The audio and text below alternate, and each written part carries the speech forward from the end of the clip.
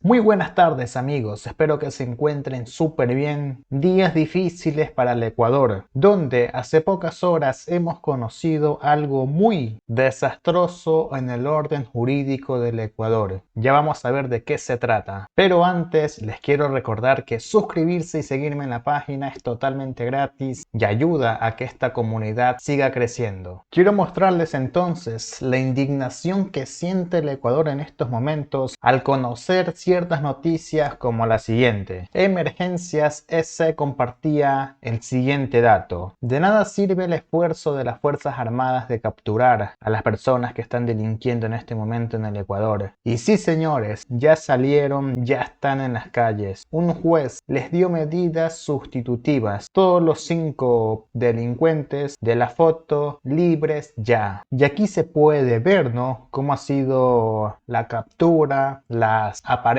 pruebas, y esta era la noticia que puso la cuenta oficial de las Fuerzas Armadas. En coordinación con Policía de Ecuador, este dato es importante, ellos reconocen que conjuntamente con la Policía de Ecuador, 5 sujetos, miembros de una organización delictiva, fueron capturados en los sectores Juan Montalvo de Guayaquil. En su poder se decomisó una subametralladora, una pistola, 25 municiones y sustancias sujetas a fiscalización. Bueno, y aquí como se pudo evidenciar, decían que eran de los lagartos. Lo importante es que las Fuerzas Armadas y la Policía de Ecuador, arriesgando la vida, dándolo todo por defender al pueblo en estos momentos de angustia, y aunque todo el mundo en este momento le esté dando con todo al juez, tengo que decirles una cosa, que hay ciertas leyes que perfectamente encajan con la decisión del juez de darle medidas sustitutivas, y esas leyes hay que cambiarlas. Para poner un ejemplo rápido y que se pueda entender, para no entrar en conjeturas, Nayib Bukele, presidente de El Salvador, cambió tantas leyes porque las que había no servía para el fin de salvaguardar al pueblo. Tuvieron que cambiar las leyes para que finalmente las penas sean más severas y que los jueces no puedan de cierta manera cerrar un ojo con los delincuentes. Pero esto no es excusa para el juez. Dada la situación actual en la que estamos, habría que ir hasta el fondo en ese caso para ver cuál fue la intención del juez al dictaminar las medidas sustitutivas. Y entre este asunto y lo otro que ocurre en el país, no nos podemos olvidar también del tema económico. Un tema que está chocando mucho a las familias ecuatorianas. El ministro de Finanzas actual explica cuál es la situación del Ecuador y cómo dejó en la M el gobierno de Lazo, no al presidente Noboa, sino al Ecuador. Esto fue lo que supo explicar el ministro de Finanzas. Una familia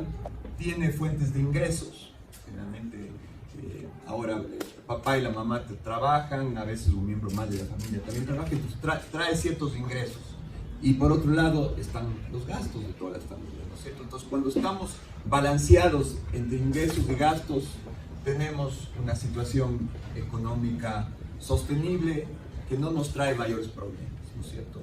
Cuando uno pasa a tener ya más gastos que ingresos, primeramente tal vez acude a alternativas de deuda, a sacar préstamos tal vez primero con familiares, luego con tarjetas de crédito, con bancos, con cooperativas. Entonces uno comienza a tener ya un primer desbalance de economía familiar, ¿no es cierto?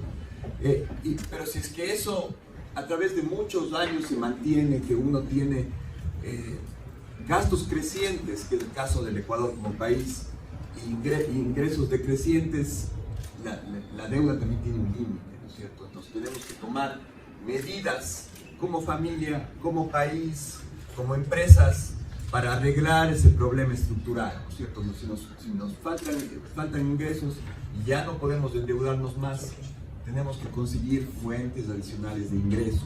En el caso del gobierno nacional, son impuestos adicionales. A nadie le gusta pagar más impuestos.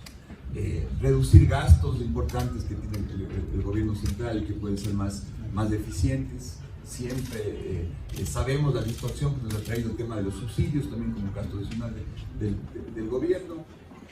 Y por otro lado, a medida que arreglamos esos problemas estructurales, también tenemos capacidad para pasar el bache de tomar deudas adicionales, ¿no es cierto?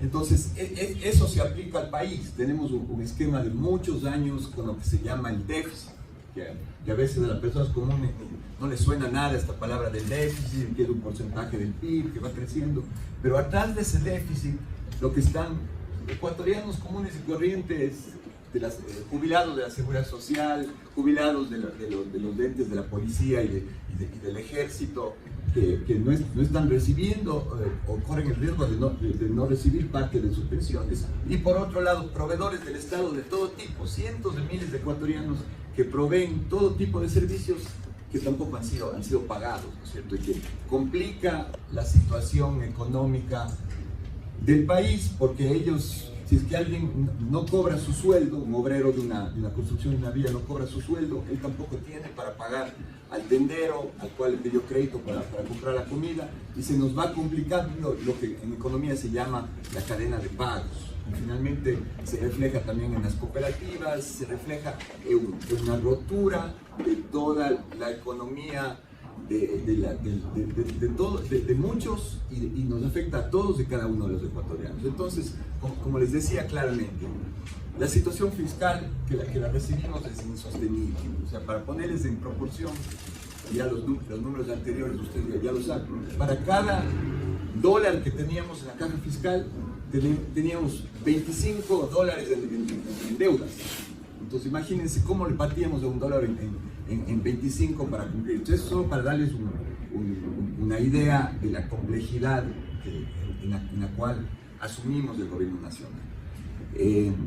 Llegamos a un déficit similar en la pandemia, con la diferencia fundamental que en esos momentos del déficit alto en la pandemia estaban por llegar recursos muy importantes de organismos internacionales que vinieron rápidamente de alguna forma a financiar esos atrasos y ese déficit.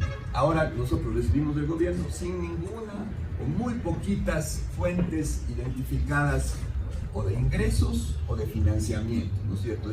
Esas son las formas como que le entra dinero al país para cumplir con esa gran acumulación de atrasos y cuentas por pagar que, como les decía antes, contagian al resto de la economía y al ciudadano de a pie que provee bienes y servicios al gobierno. O sea, se imaginan, por ejemplo, las personas que proveen al Ministerio de Educación los textos escolares. Entonces ellos son también una cadena, porque ahí hay papel, dejan de poder pagar al papel, dejan de poder pagar a las impresoras, a los obreros de las fábricas. Entonces eso tiene un potencial impacto en todo el movimiento de la economía y el sistema financiero. Entonces, si queremos ver estos 4.547 mil millones de dólares, o sea que nosotros como personas naturales a veces no vemos ni 100.000 juntos, ¿no es cierto? Pero en el caso del gobierno son 4.547 mil millones de dólares que para darles una idea, a la seguridad social está el 49%. Cuando no paga el gobierno central a la seguridad social, ¿qué pasa? Se pone en riesgo los temas de salud y los temas de pensiones, que son responsabilidad de la seguridad social, ¿no es cierto? Los GATS, que son municipios, los consejos provinciales y las juntas parroquiales, no estaban al día, estaban con atrasos cercanos a los 4 meses, y ellos también tienen empleados, tienen familias, tienen obras que hacen a nivel local de todo el largo y ancho de todo el país, costa, sierra, oriente y hasta Galápagos. Entonces esos atrasos les afectan también a ellos. Y lo que dice ahí privado, esos son ecuatorianos comunes y corrientes de a pie, obreros de construcciones, de fábricas, de plantas que directa o indirectamente no han podido ser pagados porque el gobierno central no les ha pagado. Entonces esto tiene un impacto económico muy negativo y finalmente un impacto social en la misma inseguridad. Si hay personas desesperadas que no pueden cubrir sus necesidades mínimas, están más propensos a meterse en temas de inseguridad, que es lo que nos afecta a todos. Entonces esto genera desempleo, pobreza, desigualdad e inseguridad finalmente, que es lo que estamos combatiendo.